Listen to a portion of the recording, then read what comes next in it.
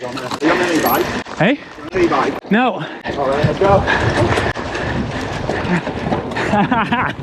Sport is on. This thing is such a predator. My name's GuyK. I've been a professional bike and kit reviewer for nearly 25 years. And today, the bike I'm live ride reviewing is Scott's brand new radical hidden shock racer, the Spark Team Issue AXS. So, this is the mid-price, sub 12 kilo version of the double lockout race bike that Nino Schurter and the rest of the Scott team, plus a lot of other racers, tackle proper XCO World Cups on. And there's a load of cues that actually come from the way Nino approaches his XC racing. The 2.4 inch Maxxis tyres are what Nino uses. 30mm wide rims are what Nino uses. 35mm legged Sid RockShox forks rather than the 32mm legged lighter weight Sid SL. That's also what Nino uses, because control, capability and being able to properly pin the fun stuff not only gives you more speed, it makes things, reduces fatigue, gives you more control. It means you can attack the whole way around the ride, and that's exactly what this bike loves doing. Oh, I mean, I've only been on it a short while, but the precision and the sorted nature of the suspension already completely blowing me away. This thing is an absolute weapon. And then when you have to put the power down, boom, so much stiffness through that massive press fit bottom bracket. It really is outrageous how well this bike transfers your effort to the trail, but also how it lets you make the most of your skill on a single track. I mean, there obviously are some restrictive elements. It's still a slick 2.4 tyre front and rear, so you've got to be a bit careful on those XD brakes. Even though they're single pots and they aren't massively powerful, you know, it's still pretty easy to lock up and slide that front end. Then you've only got a 740mm bar and it's a 65mm stem, so cockpit's relatively old school. But in terms of geometry, it's so well sorted. I mean, the Spark's always been a much more trail shaped bike than other race bikes. Ever since it came out, even back in 2008, when I was testing the first ones, I had one as a long-termer. Even then, you know, it was a properly trail-shaped bike, and it's pretty much the same shape Santa Cruz Solo, which then became a 5010. You know, red, and this has got 67.2 degree head angle, and it's got really adjustable headset cups in an XC race bike, so you can go 0.6 either way, so go to about 66.7 if you want in the slackest setup, or take it the other way, you know, take it towards 68 if you want a more trad feel.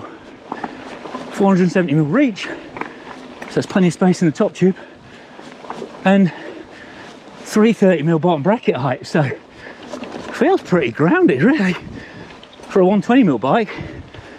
And because of that hidden shock, that also sits the weight really low and central as well. Cheers, mate. So, oh, just the way it accelerates then, just that kick, so stiff through that bottom bracket, and then just lights up. It's just begging you to hit the next gear straight away. Just keep on accelerating, stare through every corner, just give it the beans. And yet it feels, in the solidity and the connection to the trail, like a proper ripper. It really does. And it's not just these big volume tyres on the wide rims and that surprisingly stiff SID fork in that absolutely locked down huge down tube, big head tube section that make this so planted and pinned. It's just, this suspension seriously well sorted as well. I'm amazed how well. No, I'm not, I'm lying. The previous Spark was utterly bloody sorted, so I'm not remotely surprised that this bike is equally as well damped, and just basically you can run it so hard when you're trying to outrun folk behind you. There's another someone on a big Santa Cruz on my tail who doesn't want to let me get away. Even if I fluff the gear shift then. Say hey mate! To be honest, the pedalling is so well sorted, even with the shock fully open, you don't really need traction mode. But, and even as it is, so stable, but when you flick it on, it gives it that real firmness, sense of purpose. Just a much tighter, all right, compression feel, and it's just waiting.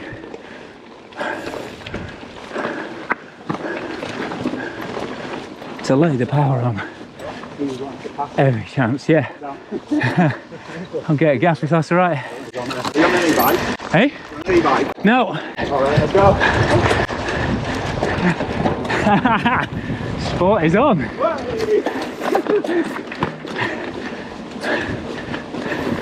So when you trail rides get to these moments, these are the bikes that you want to be riding. This thing is such a predator. Nice one, mate. Nice one. Even in traction mode, like, it's definitely pretty firm through the pedals and takes a slap from high speed square edge hits.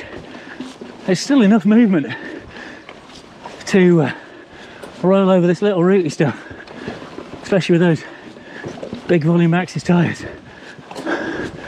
It's 2.4 inch Maxxis Recon race tyres, so techie climbs like this are just an absolute breeze.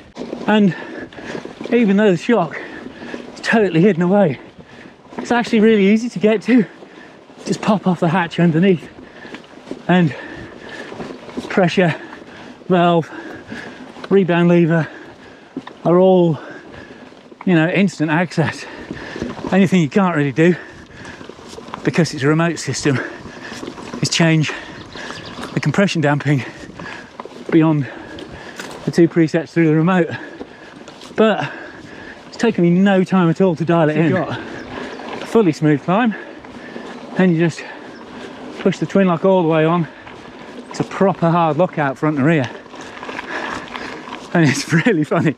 It's twice now on this ride I haven't been asked like where the shock is or anything like that. I've just had two people, just because it's so fast on the climbs, go, what kind of an e-bike is that?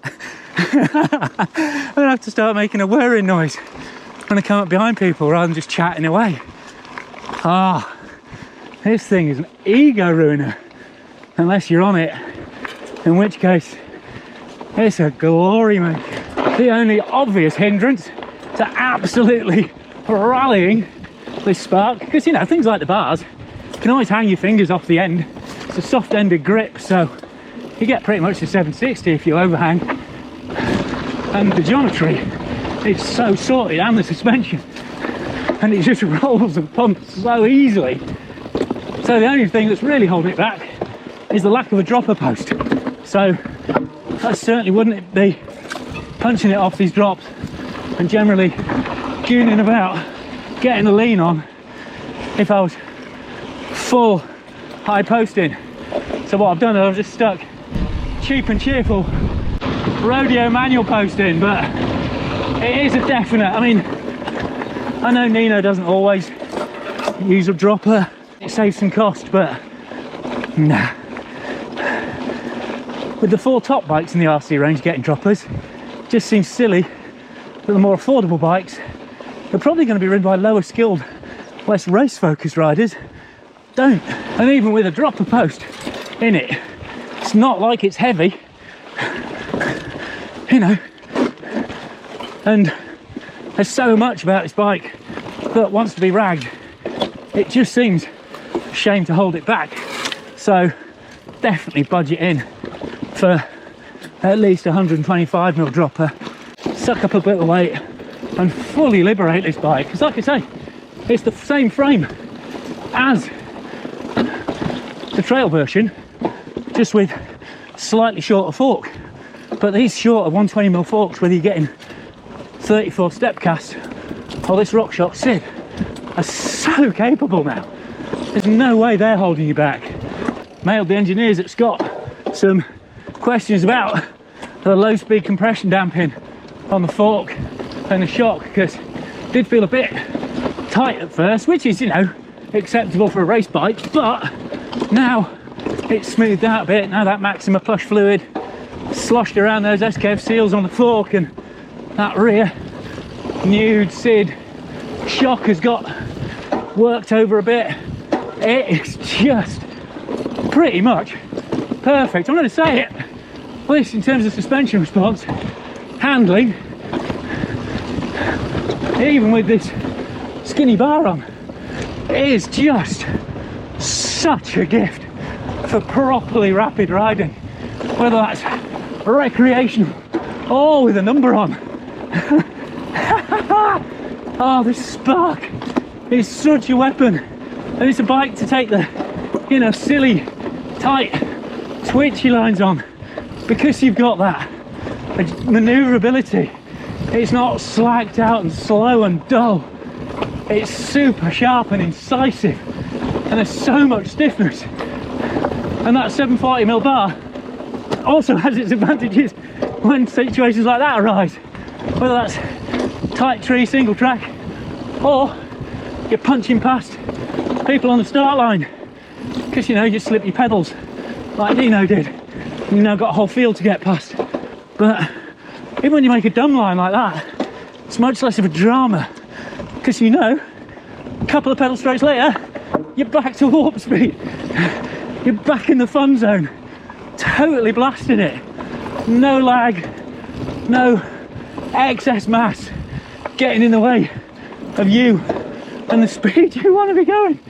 Not gonna lie, I was so dead when I came out to film this. I'd had a full-on session on the single track last night, rinsing myself on climbs, hadn't eaten enough, just sitting in the sun writing up notes this afternoon, and I got out here and I was like, oh my god, I'm dead. I mean, watch the Tech Talk review. It's dreadful. I look like a zombie probably, and sound like zombie's dead uncle, but this bike has just brought me so madly, addictively back to life. I mean, I'm probably gonna blow up massively at some point, but up until then, it's just gurn that gear, punch those pedals, sight the exit, and just drive, punch, hop, twist. Oh yes, Scott, I've always loved the Spark, but this is properly next level in terms of performance, aesthetics, stiffness, precision, pretty much any metric you could want to throw at it. This is an absolutely incredible bike. It's not even the super expensive one either. It's the mid-price one. Imagine what this would be like with a frame that's 350 grams lighter, and then all the kit that goes with it. But then imagine being able to afford 1,200 quid. 1,200? 12,000 quid for the top of the line bike.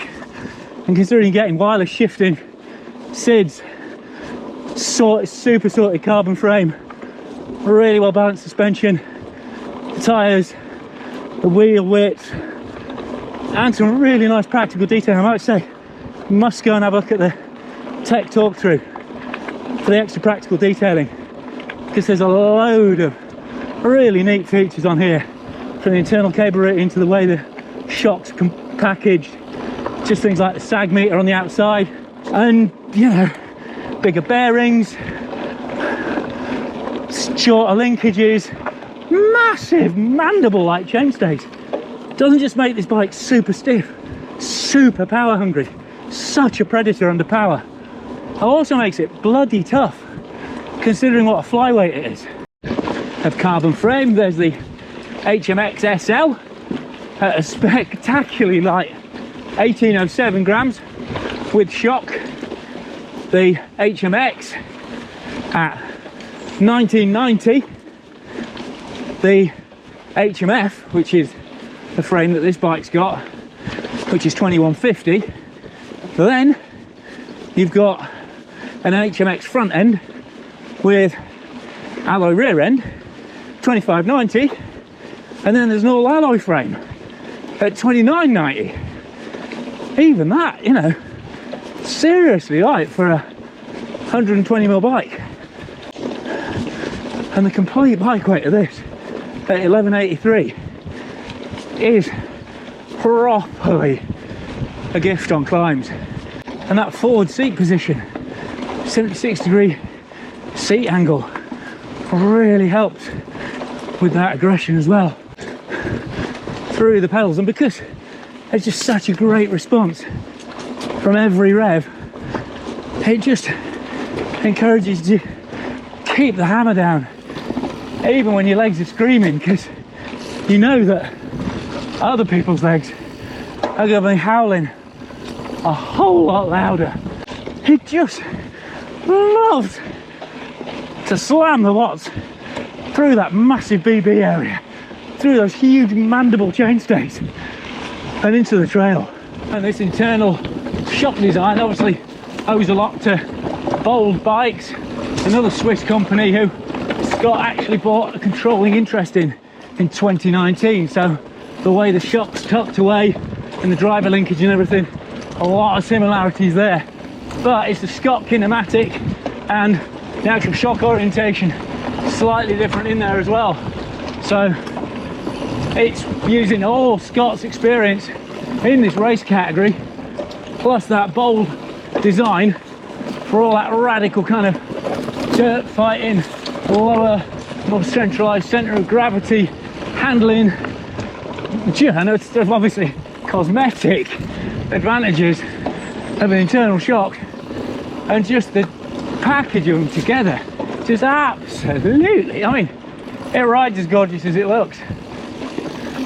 Now, I'm not going to pretend it's got the same chaos taming capability as kind of short travel, almost enduro bikes like Tall Boy or Evil Following, or you know, those little proper shredding bikes, but it's certainly way more composed and controlled than most of the other races I've ridden, which get to a certain point and then just kind of have this explosion moment where all the componentry flexing and bending and the shock just coming up against its stops means it just kind of explodes off the trail like a shatterproof ruler.